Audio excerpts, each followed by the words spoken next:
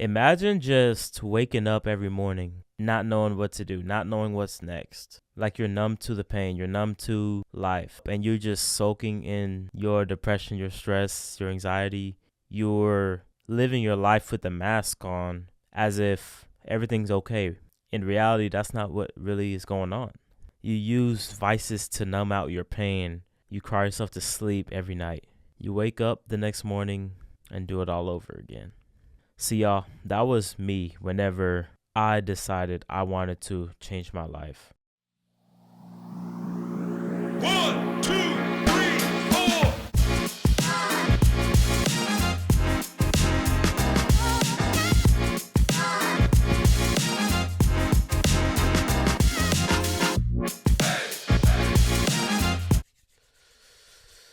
Welcome back to the podcast, y'all, where self-improvement is the movement.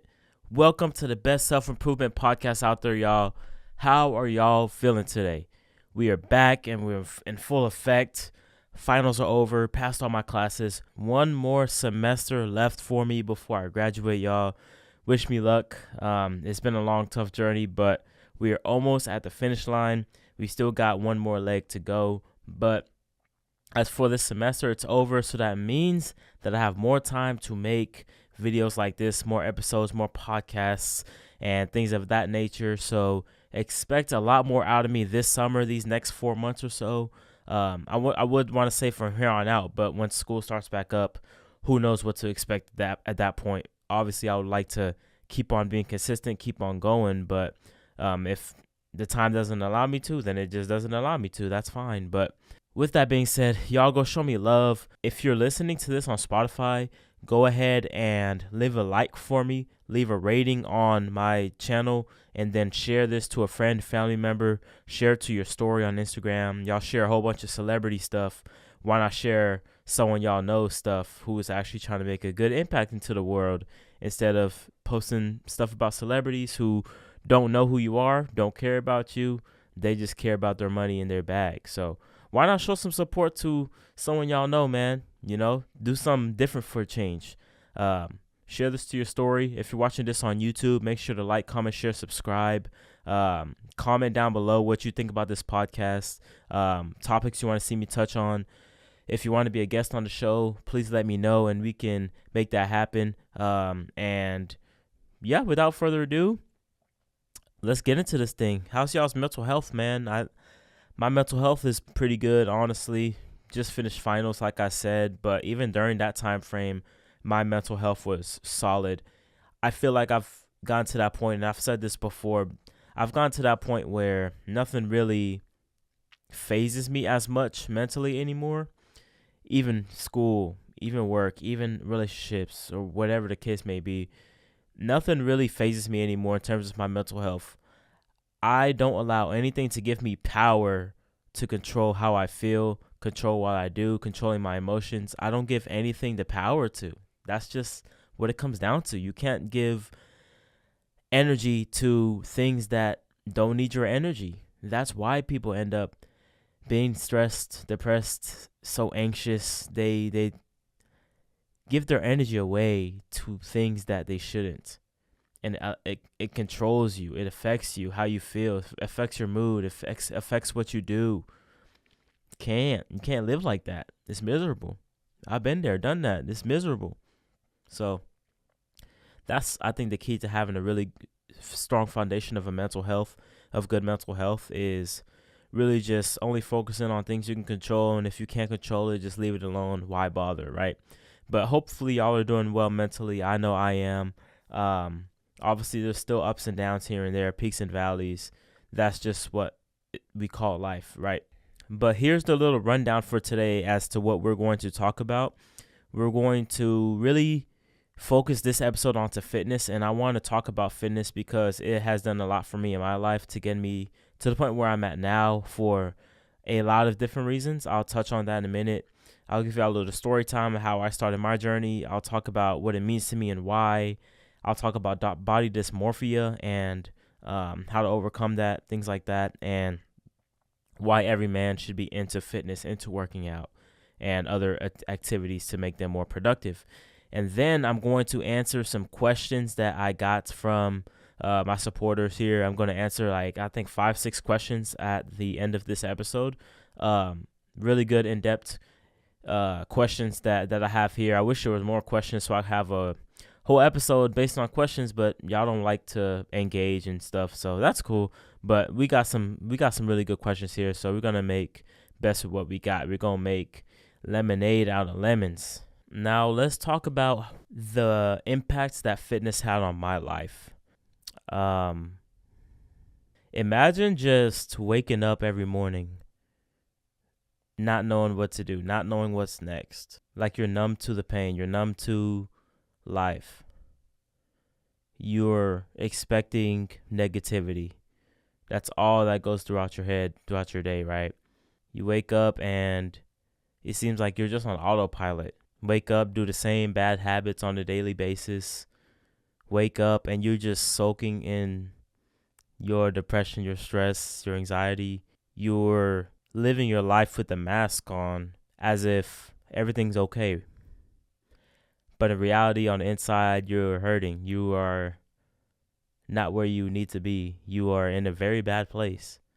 But no one knows that because you have the mask on. All they see is the smile. All they see is the joy. All they see is the happiness. In reality, that's not what really is going on. Work, school, relationships, friends, everyone sees the smile. Everyone sees the glow on your face. But in reality, that's just not what it is. You use vices to numb out your pain, such as video games, 24/7, distancing yourself from society, nonstop scrolling on social media instead of engaging in real life connection, improving your life instead of really trying to get out of the mental space that you're in, right? You get so comfortable in your pit of depression, in your pit of anger, in your pit of sadness, and it's so hard to get out of. You cry yourself to sleep every night. Maybe not every night, but every once in a while. You wake up the next morning and do it all over again. See, y'all, that was me whenever I decided I wanted to change my life. In 2018, 2019, I was kind of on and off with fitness. I kind of wanted to start actually getting stronger in the gym because of basketball. It was the off season. I wanted to get stronger. I wanted to get better at my game. And I was always a naturally skinny guy, but I was like skinny to the point where it was almost unhealthy, like borderline. And I was like, you know what? For me to get stronger, for me to get better as a basketball player, I'm going to need to get stronger. So I think it was summer 18. I was in the gym a lot just to try to get better. I think my senior year was coming up, so I was just trying to get good. And I did. Once the school year started, I kind of really completely fell off of working out, focused on basketball. And I went through all those months, 7, 8, 9 months of school plus basketball. I was just focused on that. And then 2019, summer came, basketball season was over. I kind of started working out again. And then that summer of 2019, I was working out a good amount. I was really consistent. I stopped for whatever reason. I can't really remember why I stopped, but I guess because I started college, I really stopped working out in the later half of 2019. Plus, I was in a very bad place, like I mentioned earlier. I was in a very bad place. I mentioned this in episode 4, 5, or 6, one of those. I talked about why I was in that bad place, really. But 2020 came, and I was like, I have to make a change. I have to do something about this. I have to stop feeling sorry for myself every day. I have to stop living in this such miserable place. I had to get out of it. I was tired of it. It was the same thing every day. And I knew that fitness was a great outlet for it. And that's when I really started to take it really serious, because I knew it would really soothe my pain. It would ease my pain. Obviously, in the time, it was temporarily, and I had to figure out that fitness can only take you so much in terms of healing your mental health. And It took me so long to get to that point, but I finally did. But fitness really jump-started that journey for me, and I appreciate it a lot for it. So that's kind of why I started my fitness journey. It was on and off. I was in a very bad place, and I wanted to stop feeling sorry for myself. I wanted to get better as a person. I saw everyone around me was elevating. I saw everyone around me was thriving, or at least, that's what you see on the internet. And I wanted to start thriving. I wanted to start winning. I wanted to start seeing success in my life instead of watching other people succeed in their lives. And I was like, fuck it, let's do it. And ever since then, I've been on a mission. And luckily, the pandemic happened, so it really allowed me to focus on myself and really lock in on the things I needed to be doing, and kind of sped up the process of self-improvement for me in that year at least.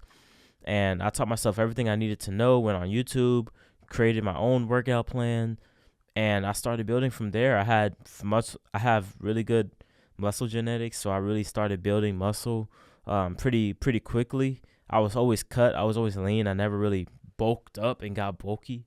I was just always putting on lean mass regardless of what I was eating. But I taught myself everything I need to know, man. I said no more excuses.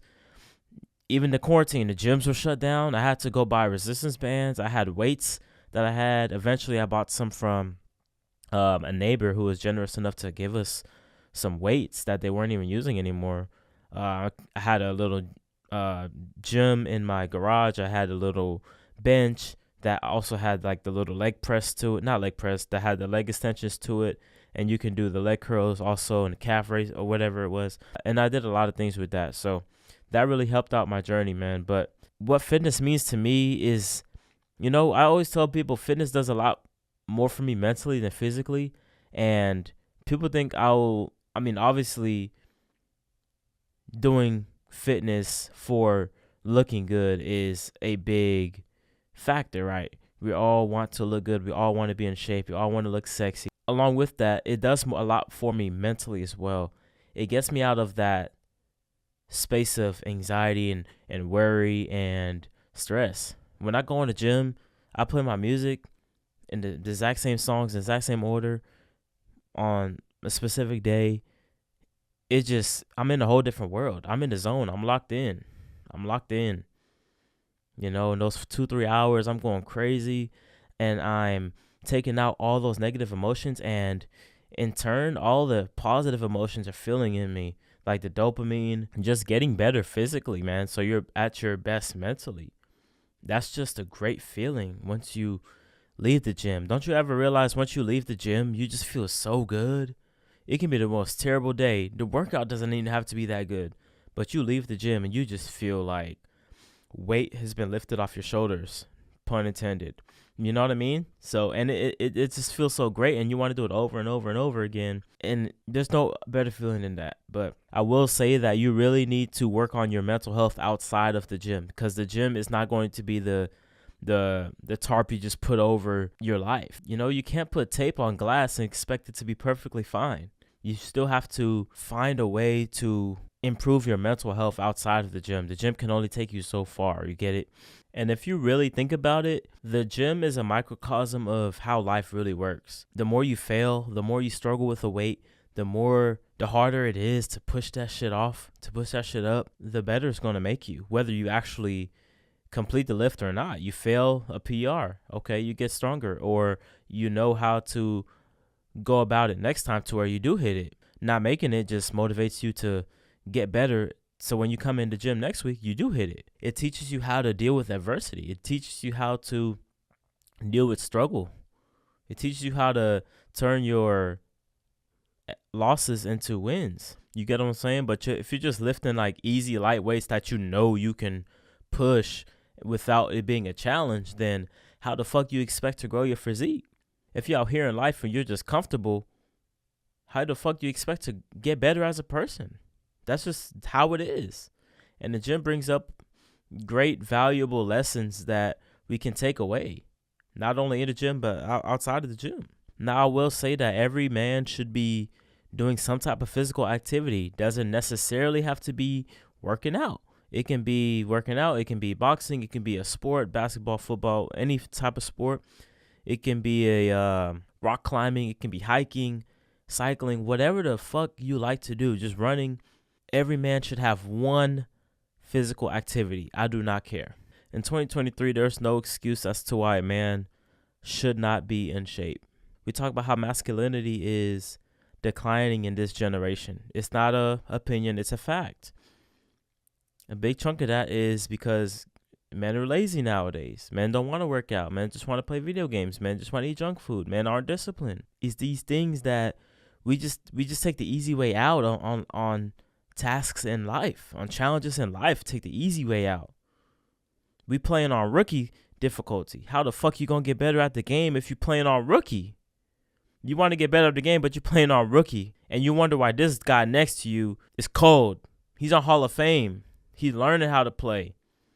He's taking his L's. It's hard. The game is hard, but it made him better. But it made him colder. You still right here.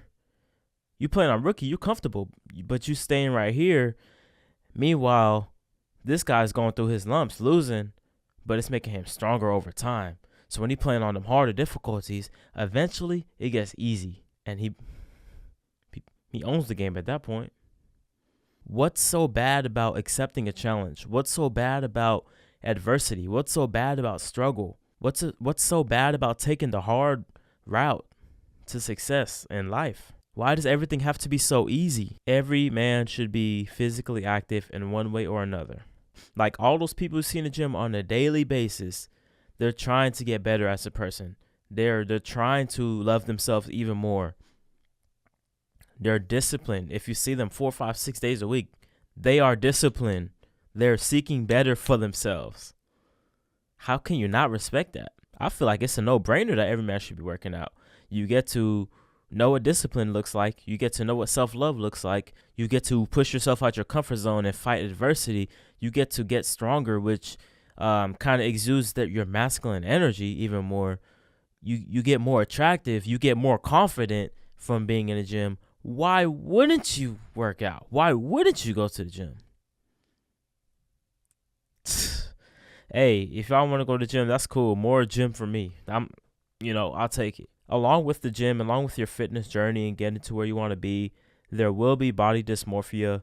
No ifs, ands, or buts about it. You'll get to the point mentally to where you won't be happy with yourself, although you make progress in your journey, in your life, from where you started, although you know you make progress, but just because you're not where you want to be yet, you're not going to be happy with yourself. At some point, it'll creep up. Maybe that you don't feel that way now, but at some point you did feel that way. To where it's like, damn, I thought I was going hard. I need to go harder. Oh, damn, I'm trying to look like that, really. It hits all of us. And it takes a hit on our self-confidence, on our mental health maybe a little bit. But we just have to sit back and realize that we have to take everything one day at a time. We have to kind of change our perspective a little bit, kind of flip it around, and instead of looking at the road ahead, look at how far you've come. You have to look back at the progress you made when you first started 6 months ago, a year ago, 2 years ago, 5 years ago. You made hella progress. I hope you know that. I hope you believe in yourself. I hope you are happy with yourself that you did that, because many people out here aren't doing that. Many people out here aren't making that progress that you made. Yeah, we're not where we want to be yet, which is cool, which is fine. It's cool to not be satisfied, but at the same time, you have to appreciate where you've come from. You have to appreciate the journey that you're on. You have to appreciate it day by day by day, brick by brick. You got to chop wood and carry water with this. It's a daily process. And as long as you stick to the script, the movie's going to turn out just fine. Now that's the midpoint of this episode. I'm going to drink my water. Y'all go ahead and like, comment, share, subscribe if you're watching this on YouTube. If you're on Spotify, make sure to rate this for me. Make sure to share this to a friend, family member, post it to your story, things of that nature. It'll really help me out. Now, we're about to answer some questions. I'm going to answer them as quickly as I can because we're already kind of more than halfway through this episode. But I have some really good questions here that I really want to talk about. I have 6 really good questions that I want to touch on before I end this thing off, man. Without further ado, let's get this thing started. First question is, what are my thoughts on relationships with money? To read it more specifically, this person said, honestly, I'm struggling to have a positive relationship with money. But one thing I've noticed is that every time I give in and don't really focus on how much I'm spending on little things, more comes to me. I make more money at work, or money just flows in my direction. Whereas when I focus on trying to save money and watching what I spend, it seems harder to make money because I have a negative attitude towards it, rather than seeing spending money as an energy exchange. Basically, I feel like once you change your mindset with money and see everything around you as money, it flows in your direction. What this person just kind of reminded me of was the backwards law. And I've talked about this on the show before. It's when you press so hard for something. You're actively seeking a certain goal. You're actively seeking a certain status or something you want to reach. For example, you know what? I'll say relationships. You're in deep search of connection. You're in deep search of a relationship with someone. You're tired of being alone or lonely, and you're just trying so hard to go out and find people. You're on a whole bunch of dating apps. You're trying so hard, pressing the issue with relationships, and things don't really work out for you. And you wonder why. It's because with things like that, with relational things like that, you're pressing a little bit too hard on the gas. You just need to ease up a little bit. I think the more you press on things like that, the more it drifts away from you. Y'all know how I say, this is a perfect example for me to use it. Y'all know how I say I don't like the word chase. Like, oh, I'm chasing my bag. I'm chasing this, chasing that, whatever, chasing my dreams. I don't like the word chase because what it really means is you're running towards something and that thing is running away from you. So like you're chasing a dog down the street. The dog is running away from you. You're chasing the dog. You're trying to catch it. A police chase. The police is trying to catch the suspect. The suspect is trying to flee the scene. Is trying to evade. Is trying to get away. And the cop is trying to get to it. So I don't really like using the word chase, like chase the bag. It doesn't really vibe well with me because the more I'm putting all my mental energy, putting all my thoughts into getting money, save all my money so I can make more money. Eventually, I mean, there's a fine line, but it gets to the point where that mindset is obsessive and you actually end up losing money because of that. Being too stingy with it. And I should have prefaced my comments by saying I'm not really the one to talk about money or financials like that because, one, I'm not as educated on it as I would like to be, and two, I'm not where I want to be financially, so there's only so much I can go into about it without feeling like an idiot. But from my perspective, the more I'm just steadfast on saving, do not spend a dime, the more I actually end up losing out on money, and I just feel not as happy with myself anyway. When I'm like, okay, I'm going to save my money, of course, be smart with this shit. I'm going to save my money, but if I do find some stuff I want to buy, I'm going to buy it. Because money is always going to make itself back to me. Money is always going to come back to me. You have to have that kind of like that abundance mindset with it. Having an abundance mindset with money is huge because you'll be able to visualize and manifest more of it. Obviously, you have to put in the work for it, but that's a really good foundation of making more money or not having as much money going out as coming in. I'm not saying be reckless and careless with your money. Obviously not. I'm saying be abundant with it. Have an abundance mindset. Know that the money is going to come back. The money's going to come back. Whether you want to buy a new pair of shoes, whether you want to take a trip somewhere, whether you want to go on some date or whatever the hell. And how I kind of view it now is, how can I use what I'm about to buy as an investment to make myself better? An investment to make my life better. If it's doing any of those things, I'm down for it. But if it's something that is of temporary happiness, like junk food or some dumb gadget or whatever, Uh, it depends. It depends. There is a fine line between the law of attraction and the backwards law. It's kind of crazy. I was thinking about it earlier, and I was like, damn, that is a very interesting dynamic. That's just kind of how I see it. Hopefully I made sense there, but I don't make sense half the time, so it's cool. What obstacles have you had to overcome to get here where you are now? I think a lot of the obstacles I had to get over, which there's always obstacles, but the ones I've got over to get to where I am now, to make the person that I am now, was really my mindset, man. I used to be a very negative thinker about myself, about the world in general, as I kind of alluded to in the beginning of this video, of the episode. But I always felt sorry for myself. I was always expecting the worst, because that's all I had kind of seen. I always experienced negative experiences, and it got to the point where I was just numb to it, and I was just expecting it. I was like, oh, well, here we go again, or I wouldn't be surprised if this happened. And you would kind of see like the people near me would be like, damn, like, you good? Or something like that. And it would just be another day for me. But that all came from my trauma as in my childhood. And everyone has their trauma in many different shapes, forms, sizes, fashions, because it creates who we are now. Everyone has some type of trauma they went through, like literally every single person. It's not necessarily a bad thing, but we've all went through things that shape us who we are now. And I had to get over certain parts of my trauma. I had to identify my trauma, what it was. Why does my trauma back then make me react a certain way now?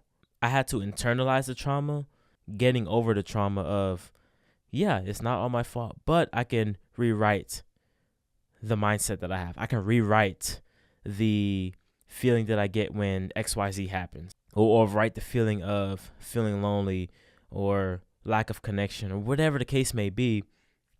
I had to rewrite the new story in my head. People run with their old script in their head of how they should react to certain things. And that's how people don't get over the trauma. That's how people fuck up their relationships. They never get over the trauma, so they're replaying that trauma in a situation where it's not applicable. Square peg into a round hole don't fit. But if you're able to get over that trauma, if you're able to learn from it, if you're able to understand how it affects you today, how it affects your body into protecting you from external sources, you'll be just fine. You have to really learn yourself. That's where you want to talk about self-awareness. Learning your trauma, identifying it, internalizing it, and getting over the trauma. That's the next level of self-awareness. People talk about self-awareness like, oh, I know my tendencies and all that. Nah. Talk about your trauma. Get over your trauma. And then talk to me about self-awareness.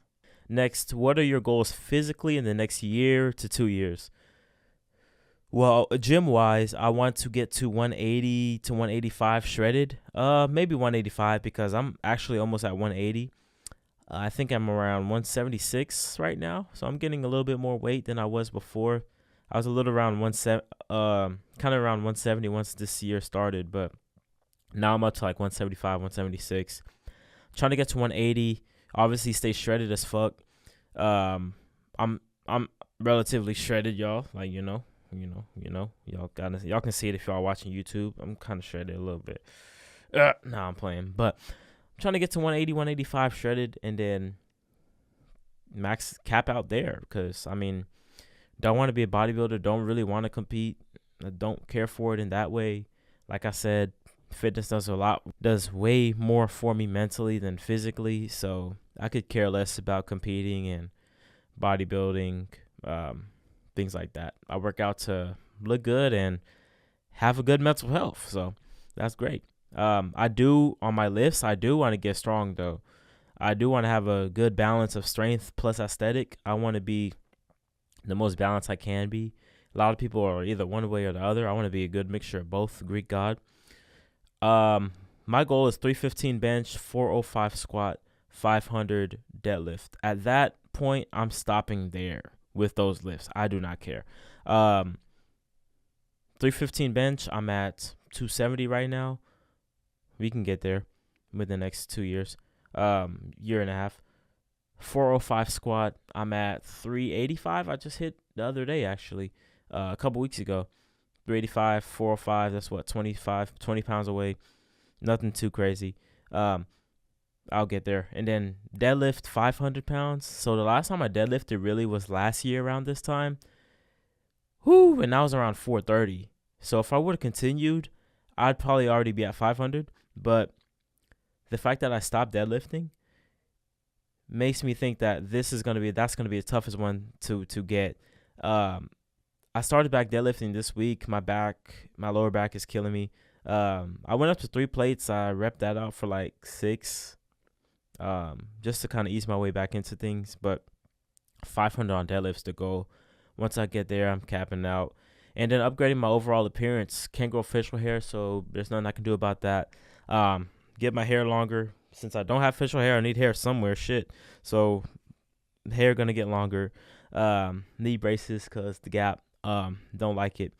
And other things too, but I'm not going to talk about it because I need to internalize it and just do it. Do I do calisthenics? No, I do not. Don't like them really. I do pull-ups. I do push-ups sometimes. I do dips. I have to do 80 dips now, but I mean, all this other muscle-ups and whatever the hell else comes with calisthenics, no, I don't. I'm just do bodybuilding. I like bodybuilding. I like lifting heavy shit and throwing it down and slamming it and talking shit and all that good stuff. I like doing all that. Individualism versus community.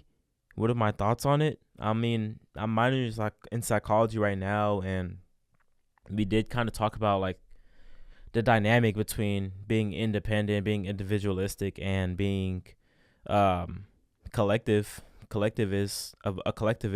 Obviously, in the society we live in the Western society, United States, it's more individualistic more than anything. Collectivism is practiced a lot in like Africa, my parents are from, and China, Asia, places like that. But individualism is more a Western thing. It's kind of weird now thinking about it that I guess my culture, my parents come from a collectivist society, and that's kind of in me a little bit, right? You obviously grow up in it, but at the same time, how my personality is, I'm more individualistic. Maybe that's from growing up here, or that's just how I am internally, but I kind of have that clash now thinking about it. Damn, that's a great question. I mean, there's strengths and weaknesses in both, man. I think that with individualism, you have a stronger sense of self-awareness. You have a stronger sense of who you are as a person. You obviously are more independent, get shit done on your own. You rely on yourself more, probably have higher standards for yourself. You have a strong backbone about yourself. I think self-confidence comes with that too. More likely to have a higher self-confidence. I think a really bad thing about it is it can be isolating at times. You can have a lack of connection, have a lack of knowledge, ideas growing as a person because you're so isolated. I mean, I guess being individualistic doesn't mean you're necessarily super isolating, like you just close off to the world, but lack of connection really can come from being individualistic. And I think with collectivism, there's a better overall foundation for you. Obviously, the identity you create for yourself is what's around you. I think that also taking this pop culture class, we talked about community and the importance of it. And we talked about the book talked about how the community around us affects who we are, and who we are affects the community we hang around. So it's like kind of like a two-way street there. I think that you're more connected with other people. You have more of a sense of belonging within people, which is innate in us. It's innate because we all strive for connection in one way or another. You're able to grow with others more with the obviously being collective and share ideas, bounce ideas off, overall probably not necessarily smarter, but have more knowledge on certain things. And I think the negatives to that is, what if your inner self is different? Like I just mentioned with myself, what if you're a more individualistic person, but you grow up in a collectivist society? Like it's weird. Or a collectivist background, where your family is. It's just a weird dynamic, not thinking about it. And I feel like you can't feel a sense of guilt once you are kind of like going against the grain of that. And I feel like that's hit me a little bit, and it's interesting. But there's positives and negatives to both. I think there's power in both. I think most of us are both. So I don't know if this will answer the question, but I do want to talk about this before I end it off. In terms of success is what an individual does, what an individual can achieve, what an individual got done in their life, their career, right? Success is that's what it's measured on. What did you do? Your achievements, your accomplishments, the goals that you reached, the heights that you've reached. That's great. We should all try to be successful, but not enough of us are trying to be great and display greatness. I think greatness is using your success in order to help other people be successful. I think that's greatness. Passing that knowledge on, passing that inspiration on, passing that game on. That's greatness. Leaving an impact on people, helping people out, helping them get to the next level, helping them get to where you're at, filling up their pitcher whenever their pitcher is empty. Your pitcher's full, they're starving or they're thirsty, and you have the option to help fill up their pitcher to where it's half and half, or you have the option to just walk away and with your pitcher full and their pitcher empty.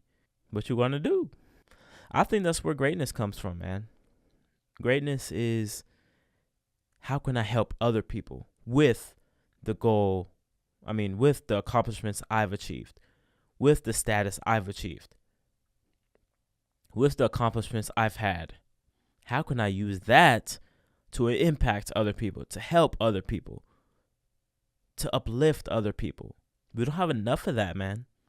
Everyone's so stingy with it. But last question. Managing time effectively can be challenging, especially when you're juggling multiple responsibilities, such as recording a podcast, creating content, prioritizing fitness, attending to family matters, and managing work responsibilities.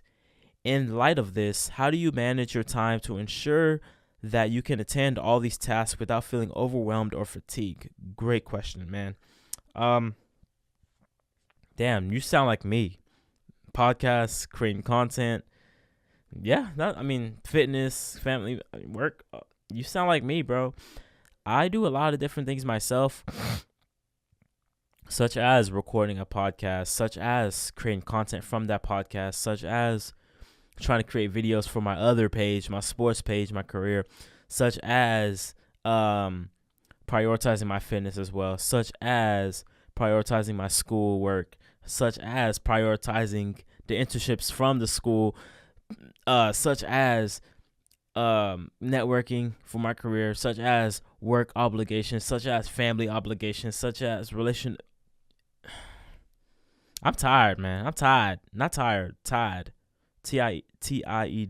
Tired. I'm tired. But I'm here. And I have a lot of stuff going on too, man. And the first thing I will say is take everything one day at a time. You have to be, and I'm not the most organized person, but you have to try to create some type of organization within your life. And that starts with taking everything one day at a time, man. This life shit is hard. This life shit throws curveballs from left field, man. It's hard. Shit you don't expect happens. Shit you do expect happens, don't happen. You have to take everything day by day. Be diligent with it. Be intentional with it. But be patient with it. A combination of all those things. Now, obviously you have to prioritize what the priority is. What's your main goal? What's your main thing in life right now in this season? what's your main goal right now might not be your main goal in 6, 8, 12 months, but it's your main goal right now. So you have to prioritize whatever the things that you're doing as to what's your goals right now. For example, for me, fitness, I had to push that off to the side for these first 4 or 5 months of this year, man, up until now. Just last week, I worked out 5 days a week for the first time since February. And I've been telling people like, damn, I haven't really had time to work out like that. But I was kind of okay with it. I was okay with putting fitness on the back burner for a season because I had so many obligations. I had 2 internships I had to work. I had a job I had to work. And mind you, I'm not getting paid for these internships. I had 2 internships. I had a job. I have 5 classes that I'm taking this semester, the most I've ever taken. I have a podcast I'm trying to get going. I have shit I'm trying to do, man. But I had to put fitness on the back burner for a season and sacrifice that because I have this to go on right now. I have this that's not going to be there forever. Come May, I was telling myself in January or February, come May, I'll be fine. Come May, all the internships will be gone. I'll be out of school and I'll have more time to work out. You feel me? I have more time to make my videos that I want to make. I haven't even had time to make my sports videos because I've been so busy with these internships and work and school that I had to put that on the back burner too. And I was okay with it. How I matured from that was, I don't know how I matured, but back then I would be so down on myself because I couldn't work out 4, 5, 6 days a week. I got down on myself, but once I realized there was a bigger picture in place, once I realized this is just for a season, this is not forever, this is just for right now, I was fine with it. And I was working out. Man, I keep track of my work, the days I work out, man. And there were days or weeks where I worked out twice a week, bro. And I was like, shit, okay, let's do it. It sucked, but I did it. I don't know if y'all can see it, but I've only worked out 47% of this year, so that's less than half the days this year so far. February, I didn't work out much at all in February. We had the ice storm, and then I took that whole week off, and then internships were popping up, and the semester popped back up, and there were days where I was working out. There was weeks when I was working out like twice a week, and when I had free time to work out, I couldn't, bro. I was fucking gassed, bro. You can't overwhelm yourself too, because doing a lot you would think is productive, but it gets to the point where you're doing too much and to where you're going to burn yourself out. And once you burn yourself out, you're going to lose your progress because you're doing too much. You feel me? It's like an NBA player. It's like, rest in peace, Kobe, man. Rest in peace, Kobe. I got the shirt on right now if y'all not watching this. It's like Kobe in 2013. He was like, 35, 36 at the time? He was getting old. He was on his last legs, man. And he was trying to carry the Lakers to the playoffs. They were out of the playoff hunt, but he was trying to carry them to the playoffs. And he was playing 40, 42, 44 minutes a night. And if y'all don't watch basketball, that's a lot of minutes. There's 48 minutes in an NBA game. He's playing 42, 44 minutes a game to try to will his team to the playoffs. Unfortunately, it was too much. There was a game where he tore his Achilles, and he was out for the rest of the season. He got hurt. His body was overloaded, was overworked. His legs were gassed. Obviously, Kobe, a guy, he's not going to admit that, but he was gassed. He was tired. He had no more legs in him, man. He tore his Achilles. And after that, he was never the same player again. Rest in peace, Kobe, by the way. But you can't do too much. You can't do too much, man. You feel me? He could have just said, hey, I mean, obviously that just goes to show the greatness of Kobe Bryant, but he could have been like, hey, even if we do make the playoffs, we're not going to make a run at all. So I'm going to play 38 minutes. I'm going to try to obviously still get to the playoffs, but I'm going to just play 38 minutes instead of like 42. I'm just play 38 minutes a game because I only have a couple years left in my career, and I want to make sure these years are still very good. Obviously, for those of y'all who watch basketball, Kobe, after that Achilles tear, just wasn't the same player for the last 3 years of his career. He just wasn't. So you have to have that long game mentality. Think ahead in the long term, all right? That's going to wrap up this episode, man. This was a good-ass episode. Damn, I liked it. But if y'all like it, go ahead and like, comment, share, subscribe. If you're watching this on YouTube, go ahead and show me some love and support. Let's get the self-improvement train going, man. It's the movement of 2023. Hop on it before it's too late. And then if you're watching this on Spotify, make sure to like it, rate it for me, and share it to a friend, family member, post it to your story, and show me some love, man. But with that being said, that's going to wrap this thing up. Y'all know how I always end this thing off. Be different. Be a one of one. I'm out. Peace.